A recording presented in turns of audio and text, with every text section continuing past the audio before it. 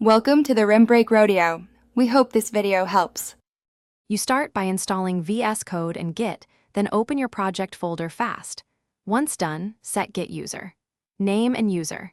Email so commits are traceable. Make sure the command palette controls /cmd plus shift plus p opens and type preferences, open settings to enable syncing. You want extensions next. Search for and install language and GitLens extensions quickly. This prepares a reproducible environment and avoids interruptions when you add tasks or run the debugger. Now you configure VS Code behavior. Install language servers and linters so you get auto-completion and error checks. Then create launch.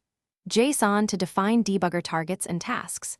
JSON to automate builds or test runs. Make sure to enable format on save and link a formatter like Prettier or Black. This ensures consistent style. You should customize key bindings and add snippets for repetitive code. These choices reduce friction when coding and make debugging predictable across machines. Finally, run your app using the integrated terminal or the run view. Set breakpoints and step through code to inspect variables. Once tests pass, commit and push changes to your remote. Make sure CI runs clean. If something fails, open the Output and Problems panels to see errors, reinstall or disable recent extensions, and restart VS Code.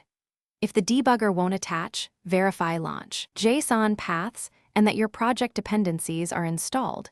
This usually resolves most issues. Thanks for watching.